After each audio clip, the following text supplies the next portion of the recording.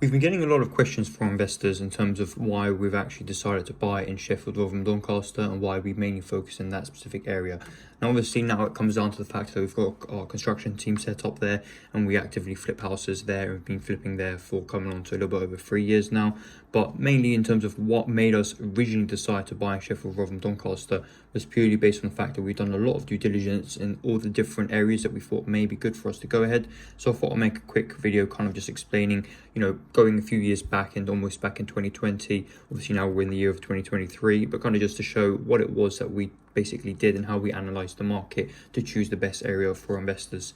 Now, going back here on Google Drive, as you can see, this is a little while ago. This is all back in 2020, which I'll click on here, but I just want to kind of get the point down across to you all and what you guys need to actually be doing in terms of picking an area and the market to actually focus on. So just going to click on the area, for example, in Doncaster.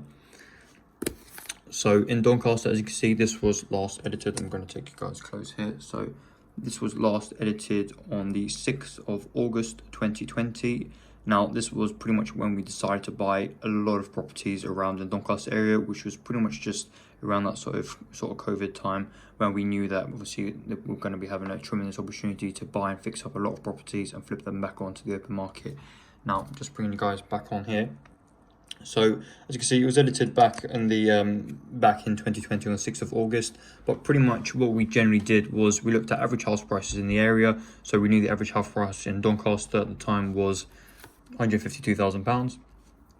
The sale in the last 12 months was 2,278 sales, and in the growth in the last year was minus 4.6%. Now again, that was during the COVID time, so we knew the property was taking a little bit of impact, so we were trying to kind of pinpoint what was the best area for us to sort of get active in terms of buying and fixing and selling the properties on a really large scale. And this year alone, we purchased over around about 20 properties and actively flipped them all and made a tremendous profit for our investors. Now, again, going back on, so we've got growth in the last 5 years. We had a positive of 4.45%. In the last 10 years, we had a 18.38%. And in the last 20 years, we had 174.1% average growth. And this is absolutely amazing. But again, this is all the data that we took on board to kind of figure out what areas were best for us to actively buy. Now, again, I'm just going to pop back on. Now, this is all in that 2020 timescale. As you can see, it's a little bit jumbled up back on my Google Drive. But we're talking pretty much 3 years back when I was mainly getting on to really start fixing and buying houses for our main first few investors. Now we've come a long way since then, but I just want to kind of get the point down across for all sort of investors that are kind of looking to pick an area. I wouldn't necessarily say pick an area that you don't really know. It doesn't really matter. It's all about the research that you put in the area. At the end of the day, you're buying an investment, so you want to make sure that the investment is taken care of every step of the way. Once you find the best area for yourself that you believe you can add a tremendous amount of value. Obviously, the market now is different. Right now, we're in 2023. Doesn't necessarily mean that Sheffield, Rotherham, Doncaster are the best areas. There's many other areas that actually have different pockets of growth, and I believe are potentially might be better to invest, but purely based on the fact that we've now been buying there for many years, have a tremendous relationship with all the agents, and they will actively know us and will know our offers as soon as they come through, and the fact that we've got our own construction team set up there, so we can get builds done completely uncomparable to other competitions all around. So again, having said that, we're just going to pop in again Sheffield area. So again, this was last edited on the 31st of July 2020. Now again, this was all pretty much brief. I'm just going to pop you guys here, take a quick look as well. So last edited on the 31st of July 2020. Now you may be wondering, why is it so kind of vast and opened up and so kind of done kind of basic, but this was obviously back in the day when I was somewhat starting out the property journey, and I was actively working for a few investors and just kind of learning and taking as much information as I possibly could. So again, we've got postcodes. So we've got all the postcodes in terms of what the average prices are, how much the market had grown in the postcodes, what we're expecting to kind of see, how much each postcode had risen in the area, and how much each postcode had basically potential to rise in terms of value wise. We could see all the hot areas that were very hot and upcoming. So as you can see, this is in Sheffield specific area. So you can see these are the most expensive parts in Sheffield. And this is obviously back in 2020. So it has kind of changed now and market has gone. I do want to add that we actively do this all the time in areas that we invest. And now we just kind of do it a little bit more bespokely in the areas that we choose. So we actively look at each postcode area in terms of finding out where's the best potential growth for us to buy and where we believe that will be 100% rock solid to buy. And, look for a projection of a flip within maybe, 3 to 6 months time scale. scale, we want to kind of buy a property that, even with capital uplift in such a short amount of time, we believe that there'll be a lot of demand for the properties. And also said that, again, we can see that we looked at detached, semi-detached, terrace, flats, and all types of properties. We can see all the potential growths, how much the actual return was on each sort of type of property, and what sort of market target audience was buying these types of properties as well. And come down, we can see house prices comparable to England and Wales. Just getting a rough idea. This is very, very basic. We do a lot more detail nowadays, but this is obviously back in the year 2020, where I just kind of was pretty much presenting it to the investors. Come a long way since then in terms of really analysing deals and the market incredibly correctly. Having said that, again, coming back, again, we had another areas. We could probably go back on to Liverpool. So again, back in 2020, we obviously looked at many areas. We looked at Liverpool, Wales, we looked at Hartlepool, we looked at Durham, we looked at a lot of areas at that time where we're actively starting to buy, but we just pretty much came down to we pretty much chose an area that we believe would have tremendous growth that is actually now showing to come true, because obviously we did this market research mainly back in the year of 2020. So now coming through again, this research was done again in 2020. So we had Liverpool. So at that time, we had average house price in Liverpool was £160,000. Sales within the last 12 months were 4,181 sales.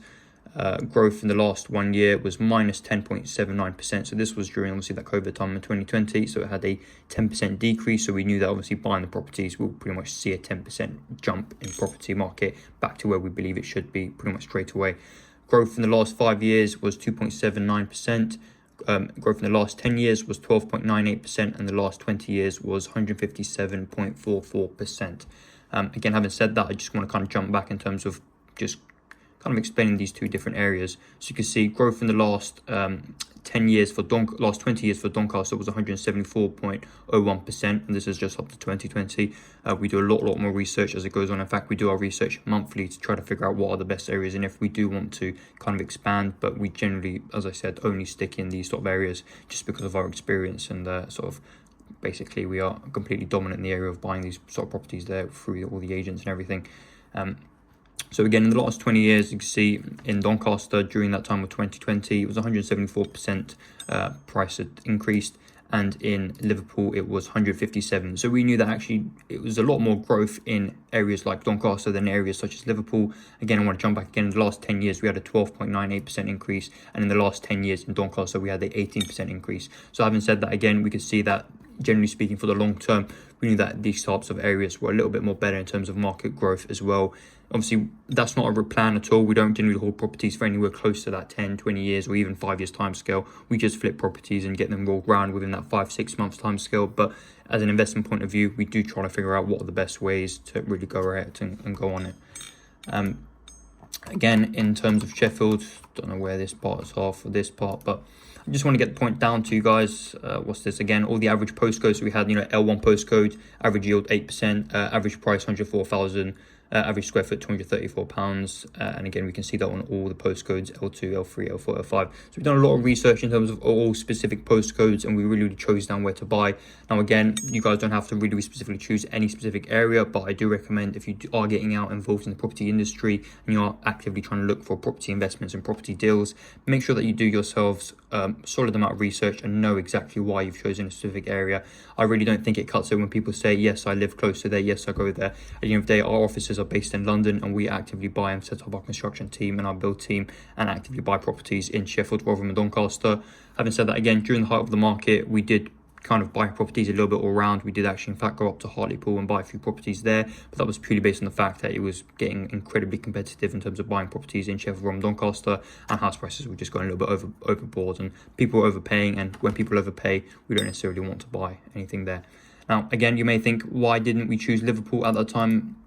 Here again, this is based on Liverpool information. This was obviously back in 2020. We can see 118 homes for sale under £80,000. 325 houses have been sold, have been bought in the last 6 months. So that was pretty much a ratio that we could see. So we could see under £80,000, there was 118 houses on the market, and 325 of them had been bought in the last 6 months.